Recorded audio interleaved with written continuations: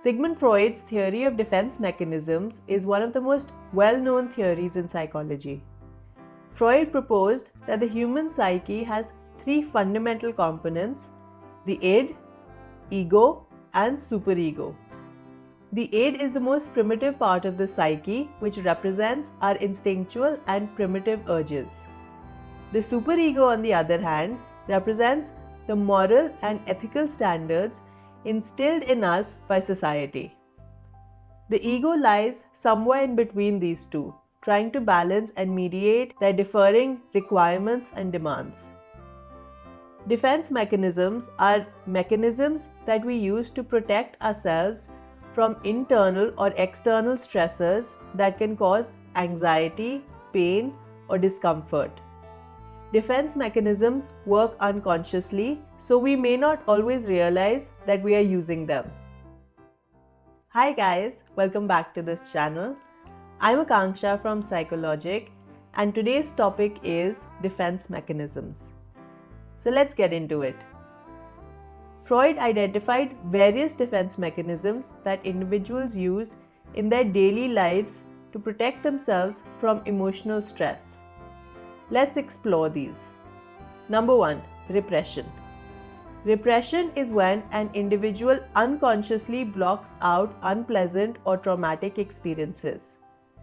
The painful experience is pushed out of the conscious mind and stored in the unconscious mind.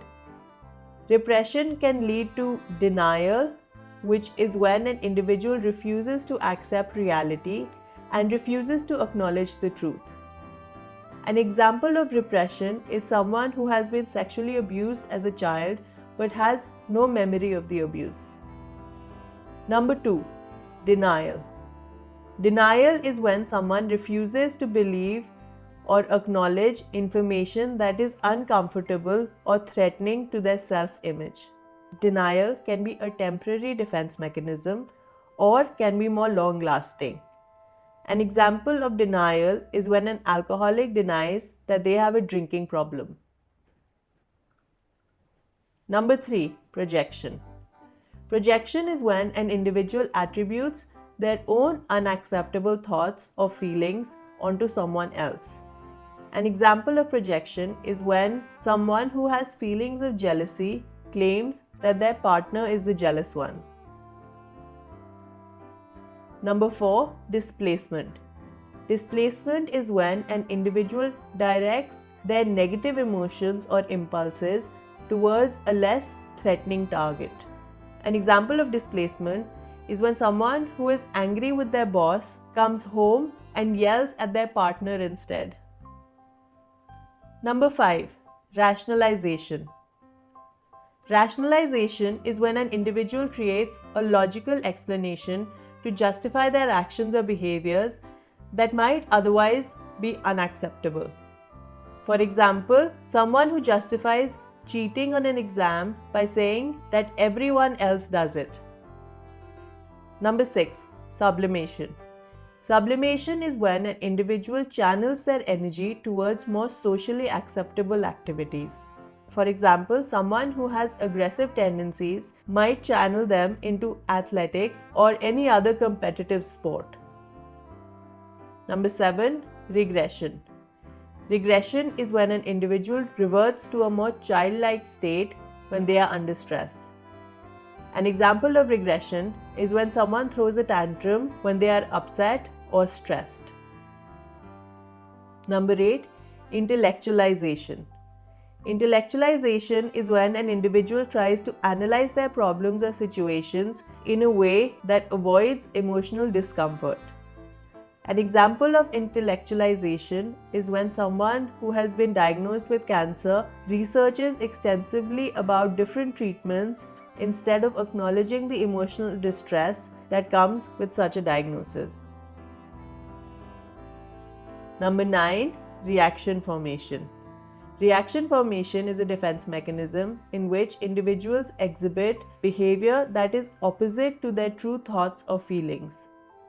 This is a way of unconsciously managing or denying their true emotions and impulses.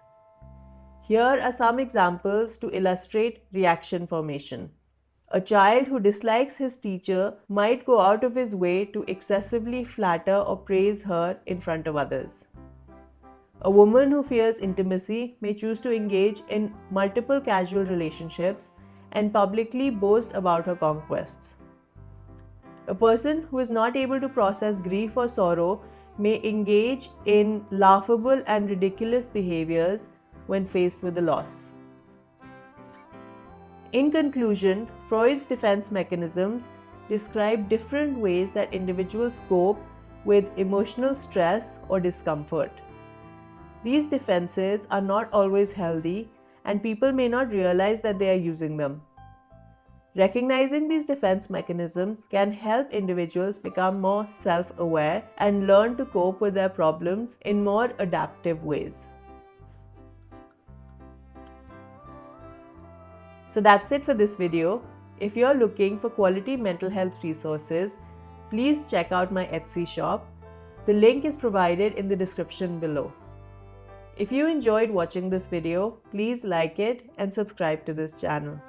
And don't forget to press the bell icon so you're notified when the next video comes out. Thanks for watching.